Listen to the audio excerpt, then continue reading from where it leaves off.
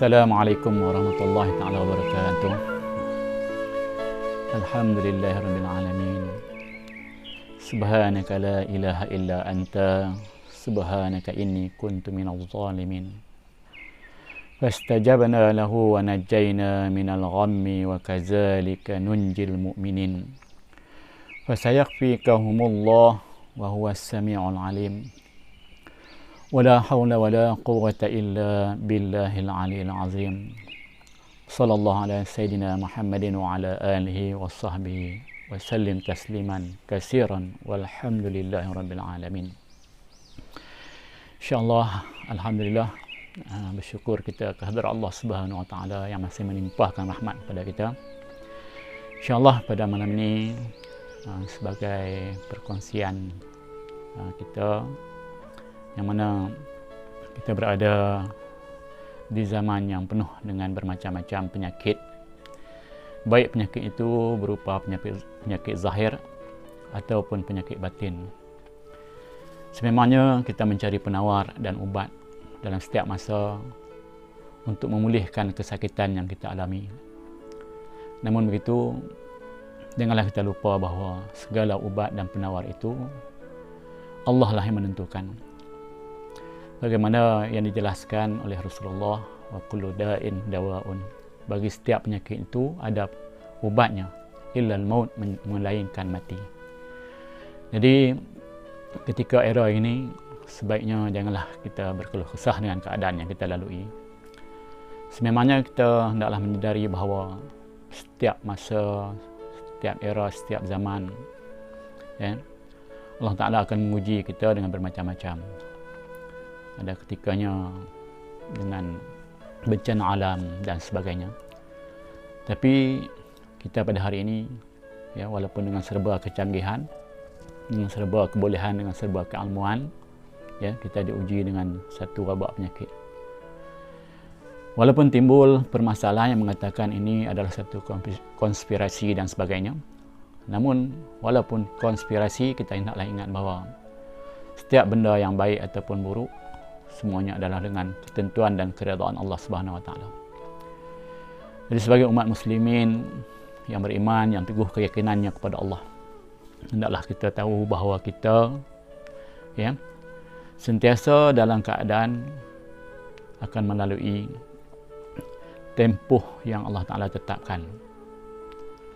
Sebagaimana yang kita tahulah, kita ini kehidupan di dunia ini hanyalah untuk menguji kesabaran dan keyakinan kita. Bagi orang yang beriman, di samping berusaha, hendaklah memperbanyakkan berdoa. Sama ada doa itu yang telah maksurat, warid daripada baginda Nabi Rasulullah SAW, ataupun doa itu adalah yang diajarkan oleh kalangan ulama-ulama salafus saleh kepada kita, yang telah maksur, yang telah menunjukkan keberkesanannya. Maka kita jadikanlah dalam kehidupan kita ini dengan sering berdoa. Ad-doa silahul mu'minin. Dan sungguhnya doa itu adalah merupakan perisai orang-orang mukmin. Orang yang banyak berdoa ini semakin dekat kepada Allah Subhanahu Wa Taala. Jadi dengan itu, antara doa yang diajarkan oleh Rasulullah, yang sering, walaupun kadang-kadang banyaklah yang kita jumpa dalam kitab-kitab ataupun dalam Al-Quran sendiri, dalam hadis-hadis Rasulullah. Tapi antara satu doa yang pernah diajarkan oleh Rasulullah, iaitulah ketika Sayyidina Hasan dan Husin ditimpa penyakit ain. Sememangnya penyakit ain ini adalah penyakit yang dibawa oleh syaitan ataupun daripada jin. Walaupun syaitan dan jin ini sememangnya mereka juga merupakan makhluk Allah, dan Rasulullah mengajarkan kepada kita bahawa baginda sendiri tidak terlepas daripada mainan syaitan dan jin ini. Walaupun Rasulullah dipelihara oleh Allah Subhanahu Wa Taala, tapi ada ketikanya sebagai jalan syariat kepada kita untuk dianjurkan bahawa sentiasalah menjadikan tergantungan kita kepada Allah. Dan satu masa ketika Rasulullah dalam keadaan bersedih, Ya, kemudian datang malaikat Jibril menanyakan perkabaran Rasulullah. Ya, mengapakah engkau ya Nabi Allah dalam keadaan tidak ceria dan bersedih? Lalu Nabi memperkabarkan bahawa beliau bersedih lantaran kedua-dua orang cucunya dalam keadaan sakit. Jadi lalu diajarkan, ya, ditanyakan oleh Rasulullah Jibril kepada baginda Nabi, mengapa engkau tidak membacakan dengan satu doa kalimat tammah, ya? Jadi Nabi kata, kalimat apakah itu ya Jibril? Ya, lalu Jibril sendiri mengajarkan kalimat itu dan Nabi bacakan, kan? Dan dihembuslah pada cucunya.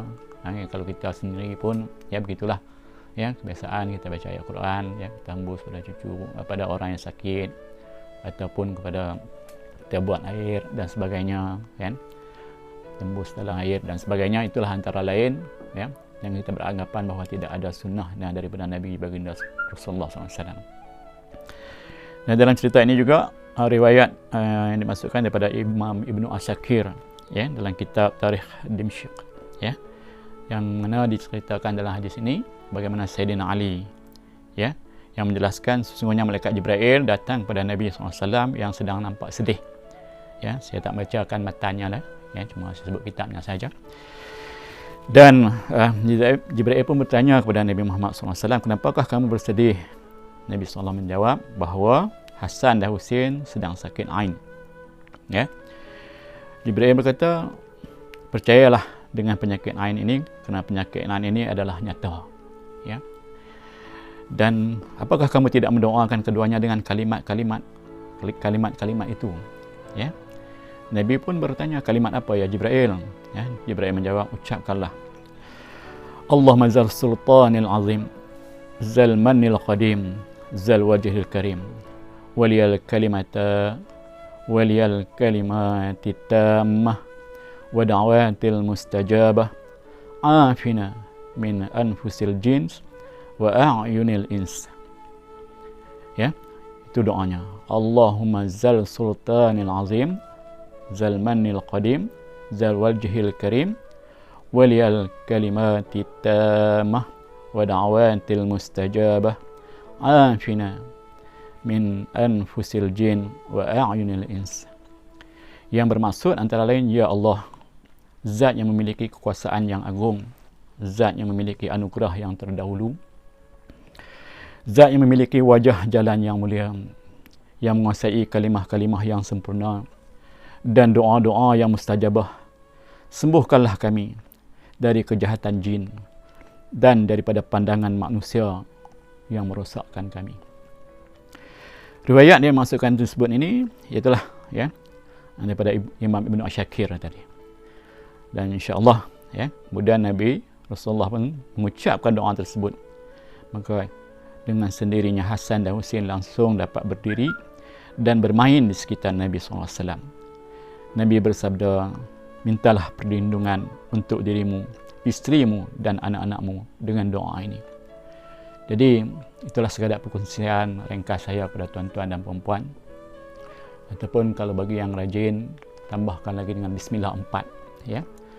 Bismillah 4 ni bismillah yang biasa diamalkan oleh karangan wali-wali Allah dalam menjalani kehidupan mereka dalam menghadapi cubaan. Bismillah 4 ni biasanya mudah sahaja dibaca dan sering kita tengok daripada kalangan orang-orang alim ulama yang terdahulu menjadikan warid ataupun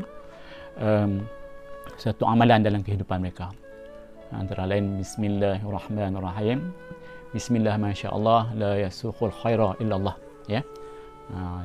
Bismillah masyaallah la yasrifu su'a illallah, Bismillah masyaallah ma kana min ni'matin fa minallah, Bismillah masyaallah la haula wala quwata illa billahil aliyil azim.